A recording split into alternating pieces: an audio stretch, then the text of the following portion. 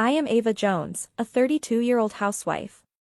I have been married to Mateo for 3 years and live with my in-laws at their home, where our family is about to grow. I am currently pregnant, and the birth is imminent.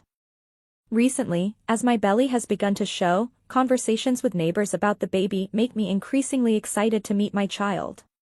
After a long period of infertility treatments, I finally conceived my first child. There were times during treatment when my spirit nearly broke, but seeing my baby's growth during regular checkups always soothed my heart. While I have some nerves and anxiety about giving birth, the joy and anticipation far outweigh them.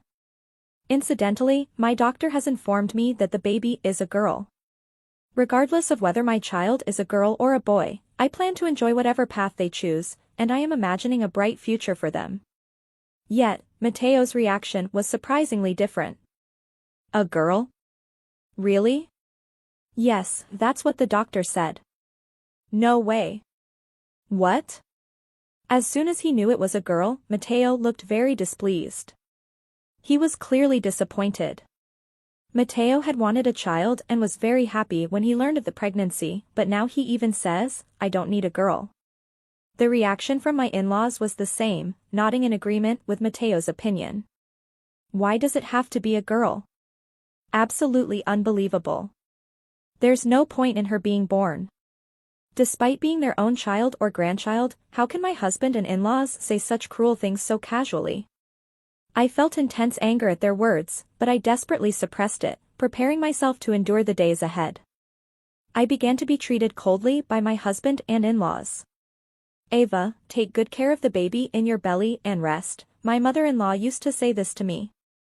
However, since the gender became known, she started saying harshly, "Hurry up and finish the housework," and "You're so slow, it's irritating." Furthermore, knowing I was pregnant, they would deliberately make me carry heavy things. Neither my father-in-law nor Mateo helped with the housework at all. They just complained, "Are you going to make us eat such awful food? Are you slacking off just because you're pregnant?" Dad is right. They only want a boy and see a girl as nothing but a nuisance. Even so, I shouldn't have to endure such terrible treatment. For my child's sake, I have resisted this humiliating situation and protested many times, but they only mocked me more. Whether the coming child is a boy or a girl, they are precious. I continue to argue that they should stop belittling us, but it had no effect. Relying on us and can't even produce an heir? What can an incompetent wife like you say? Mateo and my in-laws dismissively said that. No matter how hard I worked or how earnestly I pleaded for them to change their attitude and help with the chores, it did not resonate with them, and I was left to wear myself out both mentally and physically alone. Their attitude only escalated. Children are a hassle, and they cost money. Why don't you just get an abortion? I never imagined my mother-in-law, a mother herself, would say such a thing. My father-in-law laughed uproariously in agreement with the idea, and Mateo sneered. Perhaps they lack essential human decency. I deeply regretted becoming family with such people. After that, I minimized my interactions with them, avoiding them except during meals. I stayed in my room most of the time, and when possible, I would take long walks to pass the time. I didn't want to be with them at all. However, they would come to my room to continue hurling insults, pushing me to the brink mentally. Eventually, I reached my limit, and like when I was undergoing infertility treatments, I began to cry uncontrollably at night. Staying in this house would surely drive me insane. I was on the verge of despair, about to fall. Continuing to live here would also negatively affect the baby in my womb, and a safe delivery would be utterly impossible. I immediately contacted my mother, who lives alone. I decided to return to my parents' home earlier for the baby's birth. "Hello, Mom. I need to talk to you. Is it okay if I come home earlier than planned?" "Of course, you can come back anytime if you're okay with it." "Thank you. It really helps." Ava, that voice. Something's happened, hasn't it? Don't overdo it. Come back right away. Sensing something was wrong from my demeanor, my mother warmly welcomed me back. My mother is truly amazing. I want to be able to protect my child like she does. As I thought that way, I gently put my hand on my stomach. Then I quickly packed my things, and 2 days later, I was able to return to my parents' home. Upon arriving at my parents' home, the warm and nostalgic atmosphere almost brought me to tears. The space was so different from the stifling home of my in-laws that I instinctively took a deep breath. And at dinner, I tasted my mother's cooking for the first time in a long while, which was comforting. My mother always cared for my health. In my in-laws' home, despite there being 4 people, I always felt alone, and being back here made me realize how comforting and warming it is to have someone who understands and supports me. Although I was finally having some peaceful time, my feelings of unease hadn't completely cleared. In fact, my distrust towards Mateo and his parents only grew since returning home. Not only had Mateo not come to visit, but there had also been no contact at all. I didn't mind not hearing from my in-laws because dealing with them was painful, but what was Mateo thinking? As the father of my child, he showed no concern for my health. Perhaps to him, I was no longer of any importance. Even my mother sensed something was amiss with the lack of contact from him. "Why hasn't Mateo contacted us?" she asked one day, but I didn't know how to answer and just shook my head. And without any contact from Mateo, the time for childbirth finally came. In the delivery room, my mother held my hand the entire time and taught me breathing techniques. I wondered how much time had passed since the labor pains began. My consciousness started to blur. "Ava, hang in there. You'll meet your baby soon. You're a strong woman, it'll be all right." Thanks to my mother, I managed to keep breathing even in the toughest moments. "Ava, congratulations. You did great. She's a beautiful baby." With tears flowing, my mother celebrated the birth of the baby. Happiness seemed to radiate from my newborn, and I couldn't stop my tears either. Although my heart was filled with joy, a bit of sadness lingered due to Mateo's absence. When the labor pains began, I tried to contact Mateo repeatedly. I sent many messages and made several calls, but there was no response, only the impersonal electronic tone of the phone ringing endlessly. Wondering if he wasn't answering because it was my smartphone, I even tried calling from my mother's phone, but Mateo never picked up. After giving birth, Mateo never showed his face at my parents' home, and 2 months quickly passed. The first months of parenting were busy with diaper changes, feedings, and responding to night cries. When the baby cried at night, my mother would take over, saying, "I'll take care of her, you get some sleep," allowing me to get some rest. Thanks to my mother's constant support, I was able to get through the toughest times. The parenting knowledge I learned from my mother, an experienced parent herself, was invaluable, and gradually, I became capable of managing on my own. During this time, I continued to send photos and videos of the child's growth to Mateo and my in-laws, but I doubted they were even looking at them. The lack of responses made me feel they were indifferent or not even viewing the updates, which was disheartening. I continued calling without ever receiving a reply, and my anxiety and doubts only grew.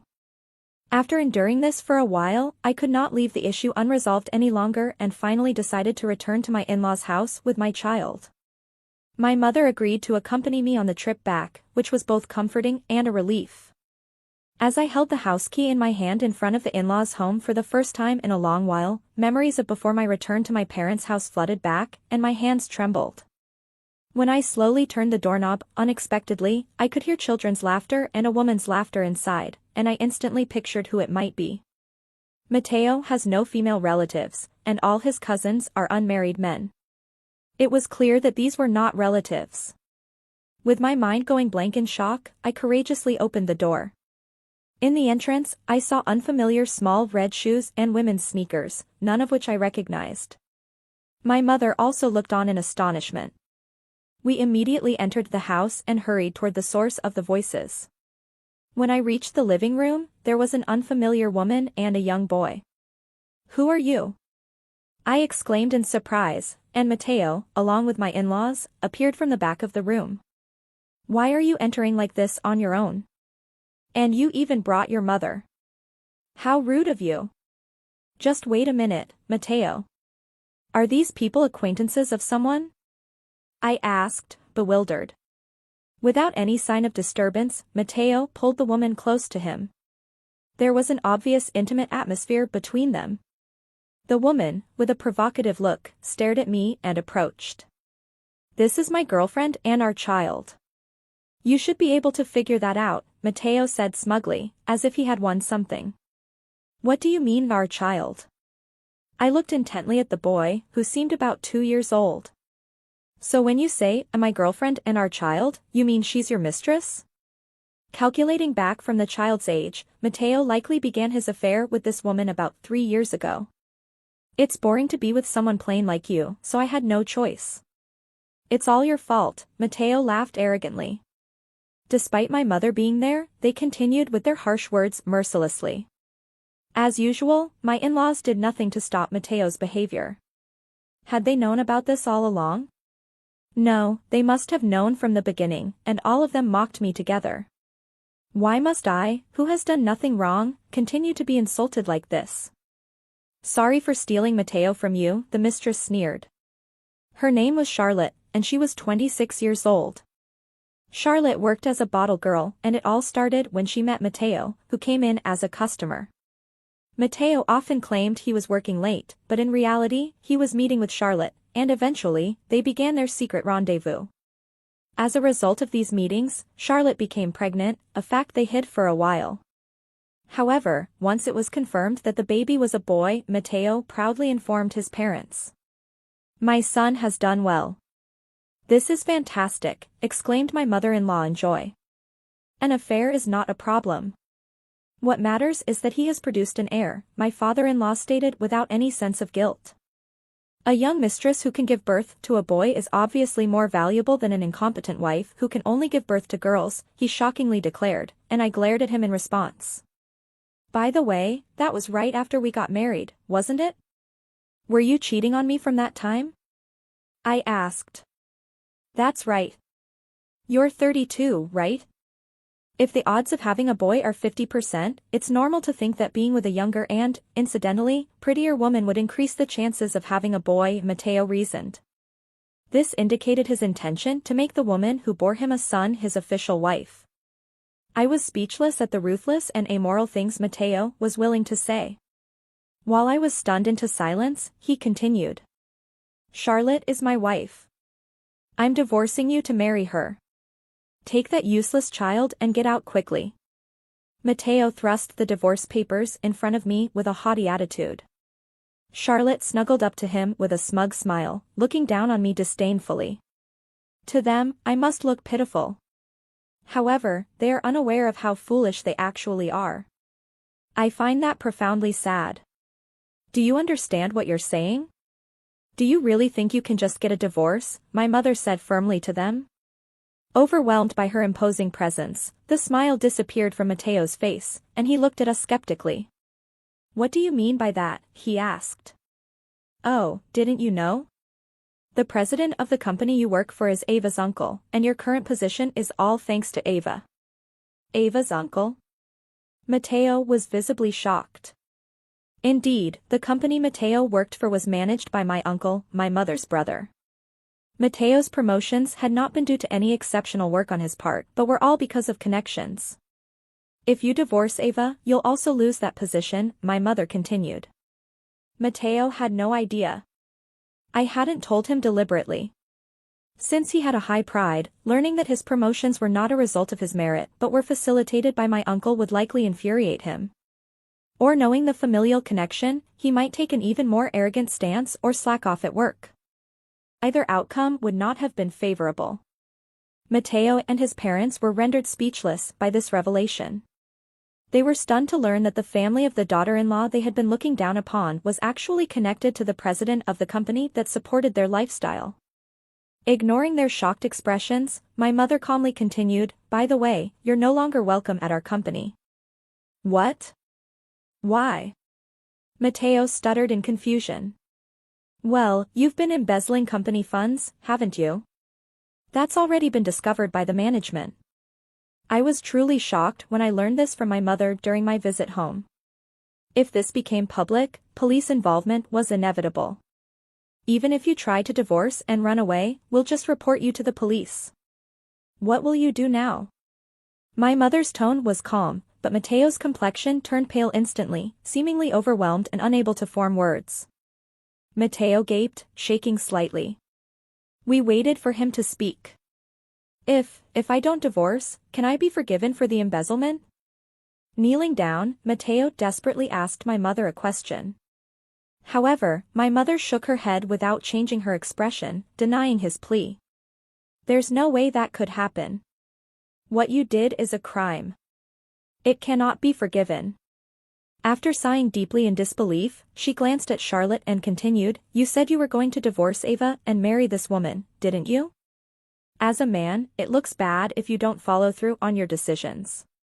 Oh, and if you do divorce my daughter, you'll have to pay child support, property division, and repay all the embezzled money. Hearing this, Mateo collapsed to the floor as if all strength had left him. He then looked up at my mother and apologized as much as he could. I am truly sorry. I can no longer live in society as I am. Please forgive me. It was pathetic seeing him like this. I realized that any affection I had for him had completely cooled. Perhaps my feelings for Mateo had been gradually eroded since I became pregnant, and now, at the moment his dignity was lost, my fear of him and my in-laws was also swept away. I no longer feared their words. As I looked down at him crouched on the floor, crying and sniffling in a disgraceful state, I continued after my mother's words, From now on, you just need to make proper payments to me and the child. Adding what you owe to the company, it will be a significant amount, so even if you divorce me, you won't be able to waste money frivolously. Mateo was known for his extravagant spending, with unused expensive ties and shoes cluttering our home. He also purchased costly golf clubs under the pretense that they might be used for entertaining clients, though they never were. In response to my words, Mateo weakly nodded while Charlotte made a displeased face, her lips pursed in dissatisfaction. Ignoring them, I turned my attention to my in-laws. I had something to say to them too. At that moment, my mother-in-law suddenly screamed, It's all your fault. Because of you, we've ended up living like this. Mateo's mother yelled at me, her eyes bloodshot with anger as soon as she saw me. However, what had happened was the result of their own choices, not my responsibility. This was a line I had heard before, but now it had no effect on me. However, my mother-in-law was furiously escalating her voice, and I found her behavior somewhat pitiful. Swallowing the words I was about to say, I watched as Mateo repeatedly apologized to my mother and promised to repay the embezzled money so he was not reported to the police. However, he was fired from the company as a result of his actions. A year passed quickly, and currently, my child and I are living happily. The persistent criticism from Mateo and my in-laws had ceased, and I am mentally stable. Looking back, I can see just how abnormal life was before the divorce. Over time, memories of them gradually faded into the distance. Yet one day, unexpectedly, Mateo and his parents appeared before us, as if to make sure they were not forgotten. But they were no longer the people they once were, they looked miserable. They used to dress flamboyantly and appeared youthful, but now they wore cheap, pilled sweatsuits and jerseys. It seemed they hadn't been able to go to the hair salon, their hair roots showed their natural color and were unkempt. It was clear they were struggling financially. According to what they said, my in-laws had squandered money recklessly despite their dire situation, and their wasteful habits hadn't changed. They had used up not only their own pensions but also Mateo's living expenses, buying luxury items on credit. Ultimately, they had to sell off their expensive possessions to keep up with payments. This situation was their own making, and I had no part in their downfall.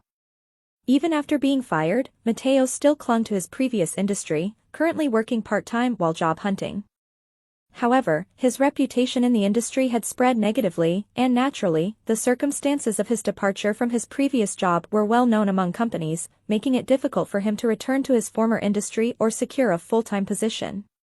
He's been forced to make ends meet through part-time jobs, but it seems all the money he earns disappears with repayments, property division, and child support. He reportedly survives by buying discounted bentos late at night at supermarkets, but even knowing this situation, I couldn't find it in myself to sympathize with them. While Mateo and his parents spoke, I could only quietly listen. During this time, I noticed Charlotte's child looking around the room being led by my mother-in-law and realized Charlotte was not present. As I pondered whether they had not married, Mateo, noticing my gaze, said with a defeated shrug, "Charlotte left. She abandoned me once I lost my job and money." I remembered Charlotte's ambiguous expression when I had once advised Mateo to curb his extravagant spending. She was only interested in my money. I was deceived by her, Mateo exclaimed. To my surprise, he revealed a shocking fact. He had thought the child was his with Charlotte, but after the child grew and resembled him not at all, he did a DNA test which confirmed the child was not his. After I found out, she disappeared on her own, Mateo explained as they spoke, holding the boy seemingly seeking sympathy. A man appeared in the living room. He was holding a small boy who looked at me and smiled joyfully, his smile seeming to brighten everyone around him. Seeing his radiant smile filled me with affection. "Ava, who is this man?" Mateo's voice trembled with surprise. His reaction mirrored my own when Charlotte had first appeared at my in-laws' home. "He's grown, hasn't he? This is my son." The doctor didn't notice in the photos since his lower half was hidden, but actually, the child born a year ago was a boy. Upon realizing that my and Mateo's child was a boy, their attitudes suddenly changed. Does that mean my child is a boy?" Mateo asked. "Yes, that's right," I replied. "Mateo, well done. Now we can start over." "What are you talking about?" "Oh, you should have told us sooner." "That's great." My in-laws suddenly changed their demeanor and said this with smiles. Their way of thinking was astonishingly baffling to me. It seemed utterly irrational. Do they really believe that the world revolves only around their desires? "Sorry for the late introduction, but this man is my husband, so there's no way I would start over with you," I explained. "Your husband? What? Didn't you hear?" "This man is my new husband," I affirmed. When I introduced my husband to Mateo, he became furiously red-faced and hurled insults. "That's a joke. Were you cheating on me? Don't mess with me."